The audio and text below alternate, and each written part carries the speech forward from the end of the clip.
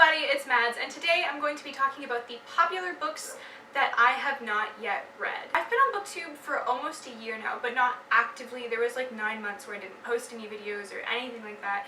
And so when this summer started and I started thinking about like relaunching my channel and starting to like upload content, actively film and do things like that again, I started thinking about what I actively wanted to get out of BookTube. I mean, there's the really easy answer of motivating yourself to read more and finding new books and engaging with the community and all of that stuff, and that's not really what I'm talking about because I think those things are a given. I'm talking about like what I wanted to use BookTube to actually help me accomplish in my reading, both in terms of what I'm reading and how much I'm reading and like how critically I'm reading and what I'm thinking about. I decided I wanted to make this video first because 2 nights ago I actually for the first time finished City of Heavenly Fire by Cassandra Clare. I felt really proud of myself because the Mortal Instruments / Infernal Devices is like one of those staple YA series that has been around forever and everybody's read, and I was the only person, it felt like, who hadn't finished, and I have been reading this series for like 5 years, so that was kind of pathetic.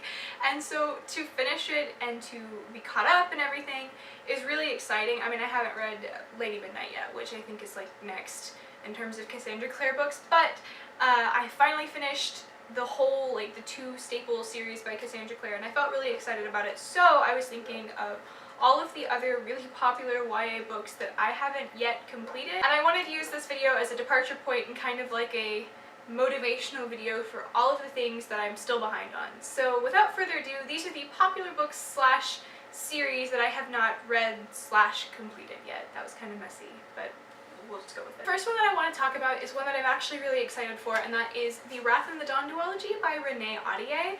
This is a 1001 Arabian Nights retelling that has gotten like amazing reviews. I don't know, it's one of those things that I've been really excited to get to, and I have both of them because I think I'm going to love them. But when I started reading, I had finished another book and I was entering a book slump, and that was like a year ago, and I haven't picked it back up since then. I think this one's been out for 2 years and this one's been out for 1, and even though it hasn't been out for very long, I feel like I'm the only person who hasn't completed it and everybody else is raving about it, and I feel kind of left out. So this is like the top of my shame pile. Like, there's no reason for me to have not gotten to it yet, but I haven't, and shame.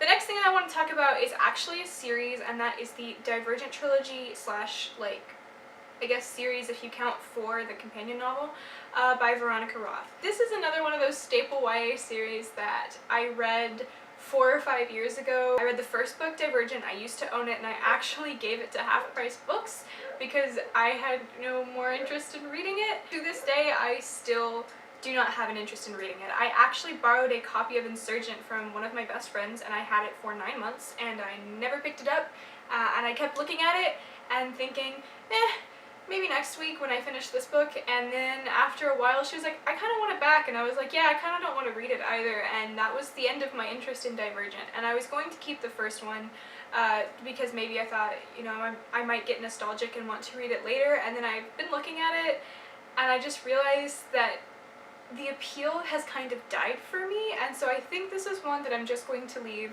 untouched. I know how the series ends, and I know that it was not a very popular ending. I don't want to get invested and have it in that way. Well, that's not really the main reason I'm not reading this. I mean, honestly, my interest has just kind of died. Like, I also just don't want to invest myself in something that I know has gotten so many mixed reviews. The next extremely popular YA series that I have not read yet is the Lunar Chronicles by Marissa Meyer. This is an extremely popular fairy tale retelling of classic Grimm fairy tales with a sci-fi twist that has been raved about forever. I don't have the 4th book, Winter, because I haven't been able to find it in paperback. I don't think it's out in paperback yet. I haven't completed this series for a couple reasons. The first is that I want to wait until Winter comes out in paperback, get it, and then just binge all the way through.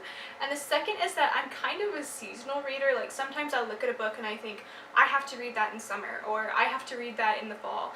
And this is a book that I really want to read in wintertime, but whenever wintertime comes around, I just never pick it up. And so I want to wait until winter comes out and I think read it like this November or December. But this is one, again, so incredibly hyped. I feel like I'm saying that for everything, but everything is so hyped now. This is another book series topping my shame pile.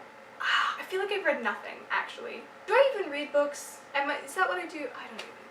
The next book that I have not read yet is The Night Circus by Erin Morgenstern. If you've watched even like a cursory amount of booktube videos, you probably know that The Night Circus is one of like the most hyped books of all time.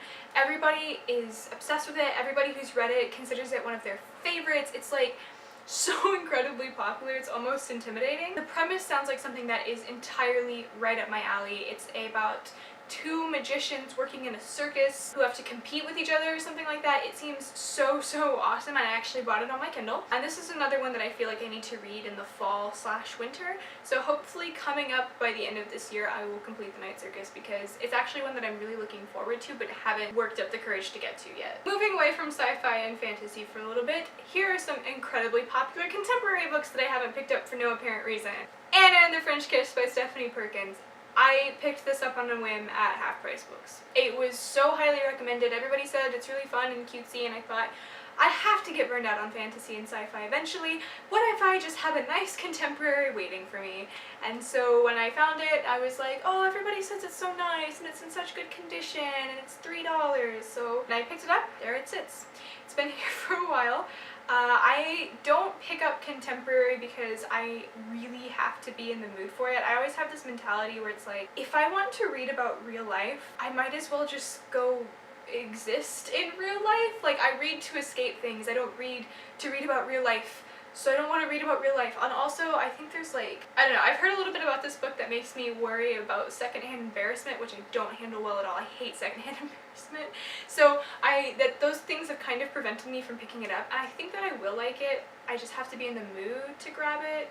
I've never been in that mood. So it will sit. I'm probably not going to get rid of this one anytime soon. Like, if I unhaul books, I don't think I'm going to unhaul this because I bought it for a specific purpose, and eventually that day will come. It just hasn't come yet, so it will sit for longer and collect more dust. Jumping back to that point that I made about how I almost never read contemporary because I really have to be in the mood for it, here's a quick montage of all of the extremely popular contemporary books that I have not read and may never read. So let's go. If I Stay by Gail Forman, 13 Reasons Why by Jay Asher, Everything Ever by Morgan Matson, I'll Give You the Sun by Jandy Nelson, To All the Boys I've Loved Before by Jenny Han, every Rainbow Rowell book ever. I'm sure I missed a bunch, but that's pretty much all of them. I may grab them from the library and read them then, I don't know. But I am very picky with contemporary, so we'll see. I'm gonna end with Rainbow Rowell because there is one book that I own that I want to talk about specifically, and that is Fangirl. Fangirl is a book that I bought specifically to go into my first year of college with, and then accidentally forgot it at my house, and so I wasn't able to bring it and read it in my first year of college. And I want to read this story because this does sound like something that I would really connect with. I am very introverted. I do find it hard to sometimes go and socialize and be out there with people, and so I want to read this because I feel like this will be something that'll really, I don't know, I guess speak to me in college, because that's like the big thing right now is like I'm in college, so now I have to go and do all the things that Kath struggles with, and so I do intend to read this one, and I had intended to read it last year, and there were just circumstances where I wasn't able to read it last year, so hopefully going into this next year of college I will read this book. Another Rainbow Rowell book that I want to mention is Attachments.